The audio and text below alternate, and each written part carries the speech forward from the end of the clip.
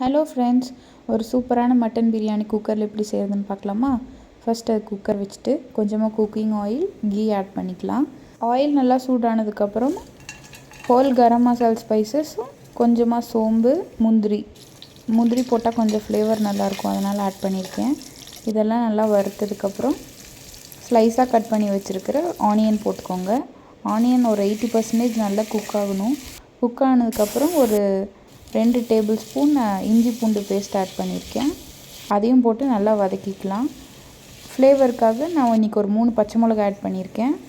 அதுவும் போட்டு நல்லா வதக்குனதுக்கப்புறம் நான் இன்றைக்கி 2 பெரிய தக்காளி ஆட் பண்ணியிருக்கேன், ஸ்லைஸாக கட் பண்ணி. அதையும் ஆட் பண்ணிக்கலாம். தக்காளி நல்லா குழஞ்சி வேகணும், அப்போ தான் நல்லாயிருக்கும். நல்லா வெந்ததுக்கப்புறம் ஒரு கைப்பிடி அளவுக்கு கொத்தமல்லி, ஒரு கைப்பிடி புதினா தழை, இந்த 2ஐயும் சேர்த்து நல்லா வதக்கிக்கலாம். அதுக்கப்புறம் நல்லா புளிக்காத கெட்டி தயிராக இருக்கும், அந்த மாதிரி தயிரை ஒரு 2 டேபிள் ஸ்பூன் ஆட் பண்ணிக்கோங்க. ஆட் பண்ணி நல்லா வதங்கினதுக்கப்புறம் நான் இன்றைக்கி ஒரு 1/2 கிலோ மட்டன் வாஷ் பண்ணி எடுத்திருக்கேன். அதையும் சேர்த்து நல்லா வதக்கி எடுத்துக்கலாம். மட்டன் அந்த மசாலாலேயே நல்லா கொஞ்சம் மிக்ஸ் பண்ணி எடுத்துக்கலாம். அதுக்கப்புறம் ஒரு 1/4 ஸ்பூன் மஞ்சள் தூள், அப்புறம் ஒரு டேபிள் ஸ்பூன் மிளகாத்தூள், ஒரு டேபிள் ஸ்பூன் பிரியாணி மசாலா, இவ்வளோ தான் மசாலா ஆட் பண்ணியிருக்கேன் நான்.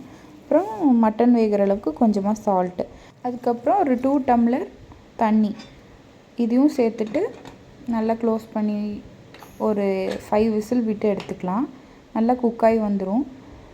இதிலேருந்து திருப்பி நம்ம இன்னொரு 2 டம்ளர்ஸ் வாட்டர் ஆட் பண்ணிக்கலாம். பிகாஸ் நான் இன்றைக்கி ஒரு 2 டம்ளர்ஸ் ரைஸ் எடுத்திருக்கேன், பாஸ்மதி ரைஸ். நான் 2க்கு 4 வச்சுருக்கேன் வாட்டர், 2:4 ரேஷியோவில் எடுத்திருக்கேன். ஸோ ஒரு ரைஸ் ஒரு ஹாஃப் குக் ஆனதுக்கப்புறம் மறுபடியும் இது லிட் க்ளோஸ் பண்ணி 3 விசில் விட்டு எடுத்துக்கலாம். விட்டு நல்லா ப்ரெஷர் ரிலீஸ் ஆனதுக்கப்புறம் எடுத்து பார்த்திங்கன்னா நல்லா உதிரியாக, ரொம்ப ட்ரையாக இல்லாமல் கொஞ்சமாக குழஞ்சி வெந்திருக்கிற ஒரு டேஸ்டியான மட்டன் பிரியாணி ரெடியாக இருக்கும். கூடவே மட்டன் கிரேவி ரைத்தாலாம் வச்சு சர்வ் பண்ணால் டேஸ்ட் அல்டிமேட்டாக இருக்கும். தேங்க்ஸ் ஃபார் வாட்சிங்.